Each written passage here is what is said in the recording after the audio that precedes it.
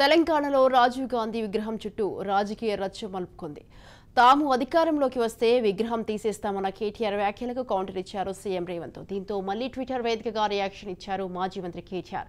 మేము అధికారంలోకి వచ్చిన మొదటి రోజునే బాబాసాహెబ్ అంబేద్కర్ సచివాలయం పరిసరాల్లోని చెత్తను తొలగిస్తామంటూ కేటీఆర్ ఎక్స్ వేదికగా ట్వీట్ చేశారు. ఇక రాజీవ్ గాంధీ జయంతి సందర్భంగా పంచకుంట వద్ద రాజు విగ్రహానికి పూలమాలలు వేసిన సీఎం రేవంత్ రెడ్డి కేటీఆర్ పై మండిపడ్డారు. ముఖ్యమంత్రిపై వ్యాఖ్యలపై బీఆర్ఎస్ వర్కింగ్ ప్రెసిడెంట్ ఎక్స్ వేదికగా స్పందించారు.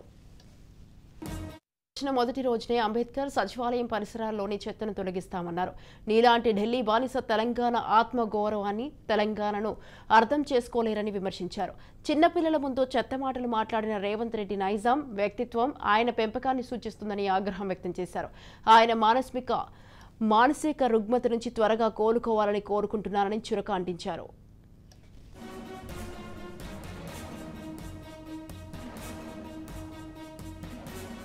రైట్, ఈ విషయమై మరింత సమాచారాన్ని మా Telangana bureau chief Mahender live లో ఉన్నారు. మహేందర్, తెలంగాణలో డైలాగ్ వార్ అయితే కొనసాగుతుంది.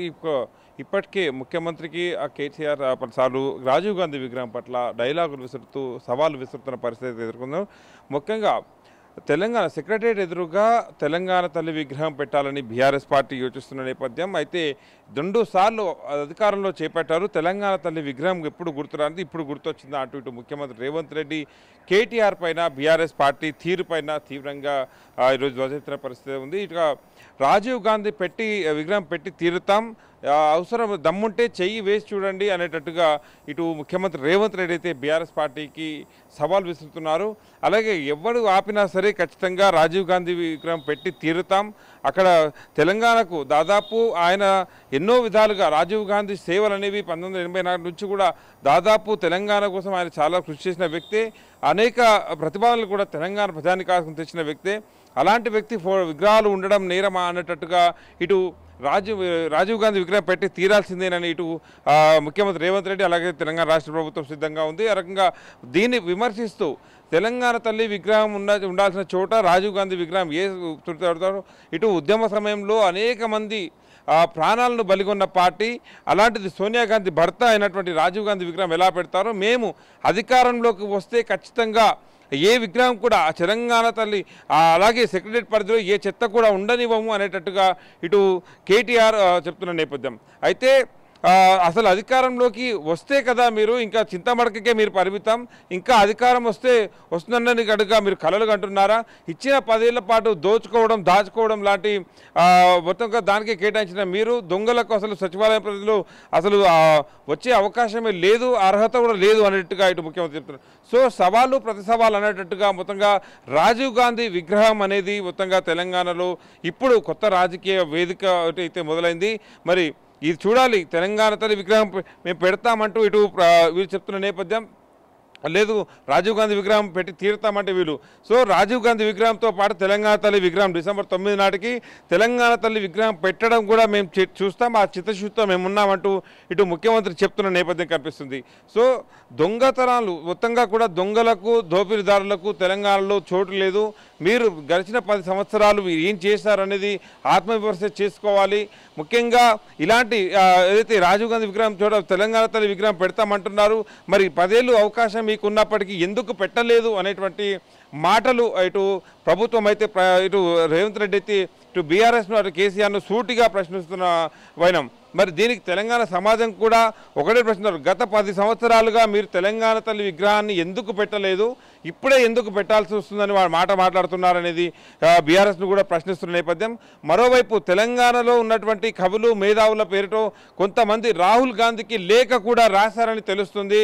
రాజీవ్ గాంధీ విగ్రహం అనేది తెలంగాణ సెక్రటరియట్ ఎదురుగా పెట్టడానికి వీలేదు, అక్కడ మేము తెలంగాణ తల్లి విగ్రహం ఉండాలని కోరుకుంటున్నాం, దీనిపైన దృష్టి సారించాలి, ఖచ్చితంగా తెలంగాణ ఆత్మగౌరవాన్ని కాపాడాలన్న బాధ్యత మీ పైన ఉంది అనేటట్టుగా రాజీవ్ గాంధీ కూడా లేఖ రాశారు. సో ఇప్పుడు రాహుల్ గాంధీ కూడా లేఖ రాశారు. సో రాహుల్ గాంధీ మరి ఎలా స్పందిస్తారు?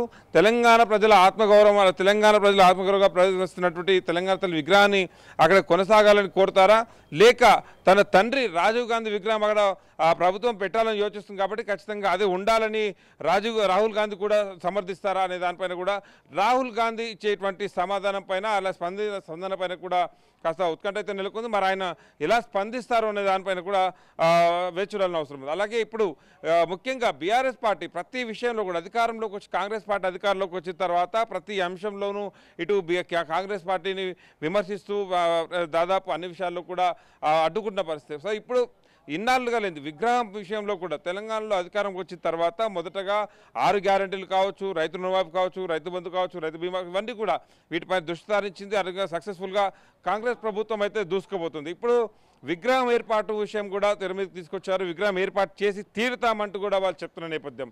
సో ఇప్పుడు ఈ విగ్రహం అనేది ఒక రాజకీయంగా అవకాశం కోసం అన్నట్టు బీఆర్ఎస్ పార్టీ వాడుకోవడానికి యోచిస్తున్న నేపథ్యం. మరి తెలంగాణ ప్రజలు బీఆర్ఎస్ పార్టీ చేస్తున్నటువంటి ఈ విగ్రహ రాజకీయాన్ని మరి సమర్థిస్తారా, స్వాగతిస్తారా? 10 ఏళ్లుగా చేయలేని పని ఇప్పుడే ఎందుకు ముందుకు తీసుకున్నారు అంటూ ప్రశ్నిస్తూనే ఉన్నారు. మరి దీనికి ఇంకాస్త ముందుకు రాజీవ్ గాంధీ విగ్రహం ఎందుకు పెట్టకూడదో చెప్పాలంటూ కూడా ఇటు ప్రభుత్వం నుంచి అడుగుతున్న నేపథ్యం. కానీ దానికి కూడా సమాధానం లేదు.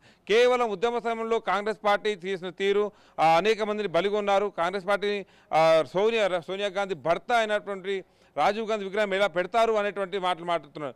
అయితే ఇదే కేసీఆర్ గతంలో రాహుల్ గాంధీని, రాజీవ్ గాంధీని, ఇటు ఇందిరాగాంధీని, అట్లాగే సోనియా గాంధీని కూడా ఎంతో ప్రశంసించినటువంటి వ్యక్తి.